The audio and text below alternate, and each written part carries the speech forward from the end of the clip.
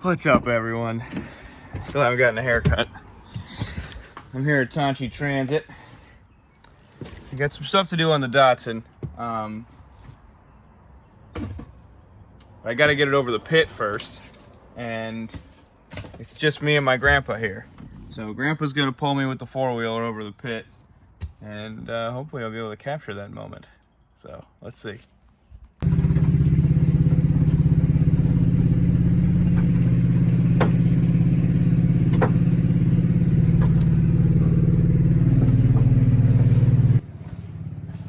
It's working. This is the scary part, though.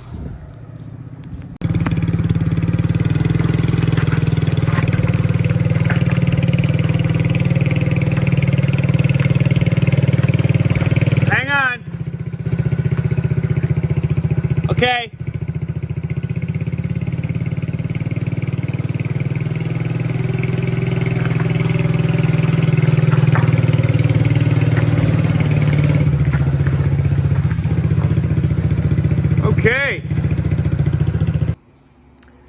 Okay, here's the deal. The Datsun started acting a little funny after our last session. It was still running good and it sounded okay, but the idle got bumped up way high and it sounded like it might not be on all six. So we got it back to the shop, pulled the valve cover, and found something a little scary. So you can see right here, this valve, or this rocker arm is gone. It didn't drop down in, we still have it. So I just pulled it out so you could see. This lash pad is gone for that valve, and that's an exhaust valve on 5. It's number 5 exhaust valve. Now there's some other stuff, scoring here, and some of the valves look like they might be a little bit off center. So we might have some bent valves. Also, this oil bar is bent. So what I'm gonna do to start is just drain the oil, strain it, take the filter off and cut it open and look for anything scary, any scary metal. Okay, so when you see stuff like that, it's most likely a symptom of an over rev. So when I'm draining this oil, I'm gonna be looking for bits of metal that the engine would have chewed up. And also, if I see anything in there, I'm gonna wanna drop the pan and check out some bearings and see if anything got spun, because that would be another, that would be another thing that could happen when you over rev. Now we have a chip in this and an MSD box, so it limits the revs going up, but it doesn't going down. So you can still over rev it on a downshift, and I'm kind of guessing that's what happened at some point.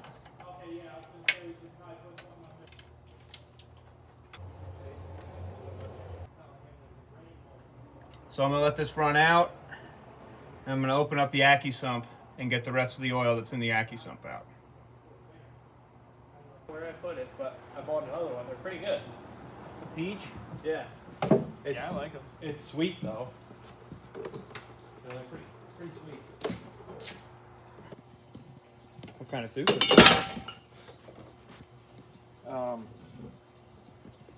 Carnage soup. Sounds gross. Yeah. It's made by Campbell's. That's working pretty good. Get rid of my pigtail here. Goodness. Okay. There's a gasket.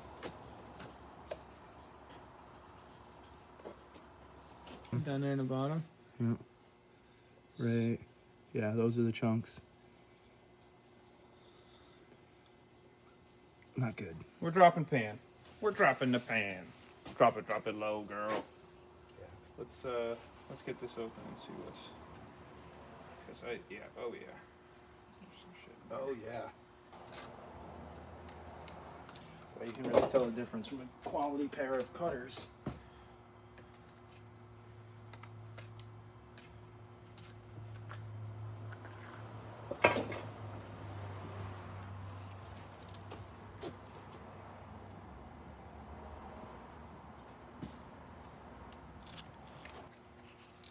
It's wet and it smells. I think that, yep. Yeah. Good.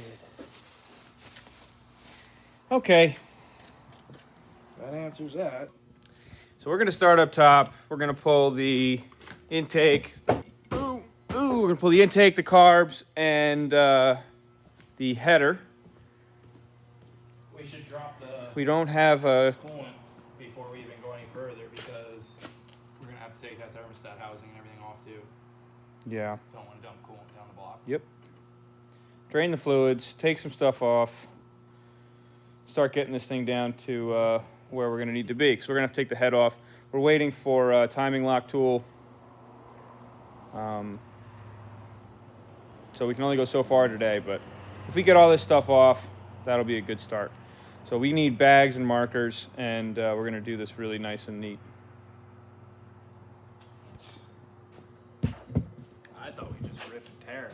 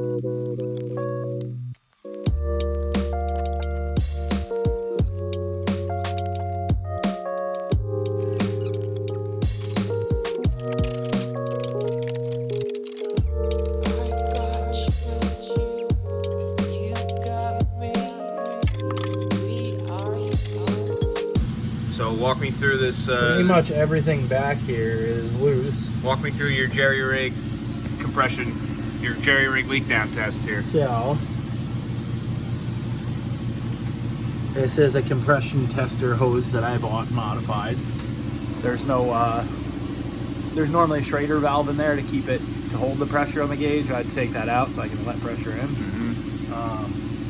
And then this is another snap-on piece that I had to modify and take a Schrader valve out of. And then I have my pressure regulator. Make it work. And we got valve leakage at like. So how do you regulate what's going in? Oh, okay, I got you. We have valve leakage at like 5 psi. So we don't have percentage leak down, but we can tell that it's leaking. We can tell that it's leaking before it should. Yeah, I mean. Oh wow, yeah, that's shooting.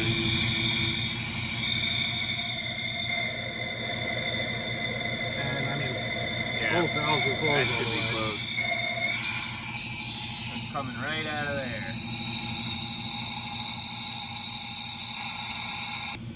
So the intake seems like it's okay, and the exhaust is the one that's leaking. I think they're both possibly bent, but the exhaust I think is worse. I don't know. Okay, back on the Datsun today. Where we left off, I'm going to be pulling this head, and we're going to have to get some new valve lapping put in for that one bad hole. Real quick though, I wanted to tell you about that compression tester that Tom made up. So the way he did it, which was awesome, you know, just working with what he had here, he hooked up a regulator and then another gauge in line after the regulator.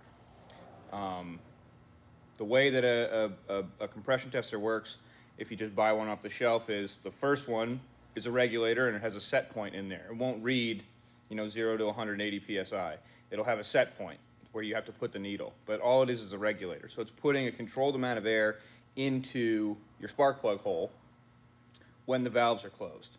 Then the second gauge, based off of what that first gauge is set on, will give you a percentage of leak down. So let's just say, for argument's sake, and it's never this high, but it makes the numbers nice and round. Let's say the set point is 100 psi going into your cylinder to test for leak down.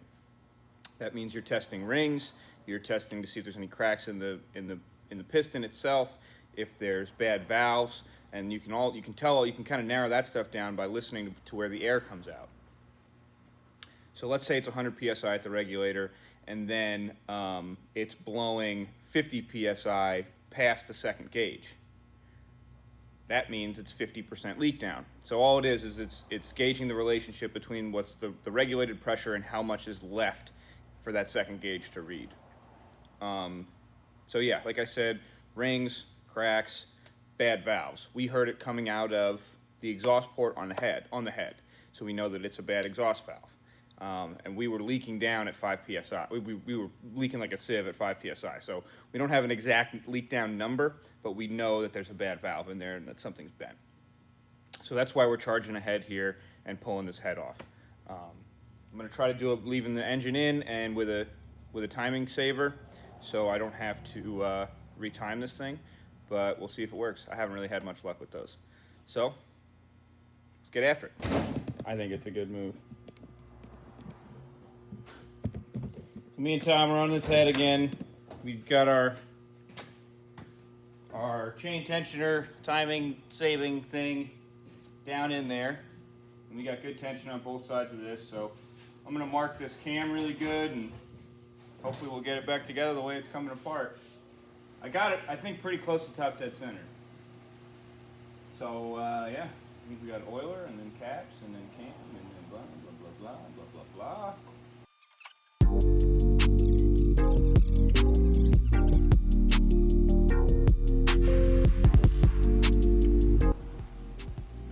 Okay, oil sprayer's off. There are low blocks here. They make a special tool for it, but I'm going to use an adjustable and brace it against the head with something soft in between, like a block of wood, so I don't mar the aluminum. So yeah, just adjust your adjustable here, and then you can hit this with a breaker bar. Already have the timing keeper down in there, so once it's out, we should just be able to pop this chain, pop this sprocket right off and keep moving.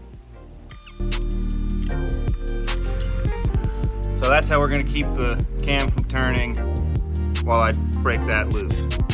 I think that's locked on the, it's definitely not locked on the cam. I can see space there. So we got to figure out how to get that a little bit more snug.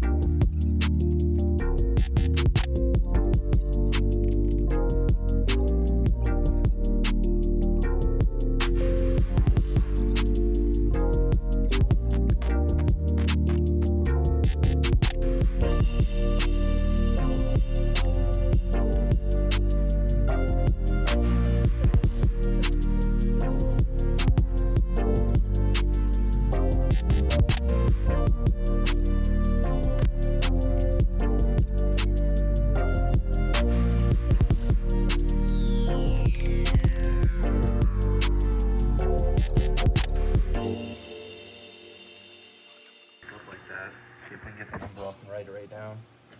Should be good, people. Pretty close to being up on one. That was our problem cylinder. We're not seeing a crack, so probably all valve. And yeah, not too bad. 30 minutes. Okay, we're looking this over. Here was our problem cylinder. catch the light right. You can see right in the middle there, looks like a chip out of the head. So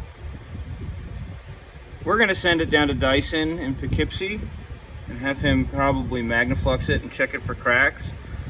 But that's gonna be a problem. I don't know, that's in a pretty bad spot. I don't know if that can be repaired. So it's our little update. That's where we're at. The rest of them look okay. This one, there's some other little things, but that's the worst of it. All right, Joe, here's a little update on that head. I got it sent down to Dyson, and my buddy Richie's looking at it.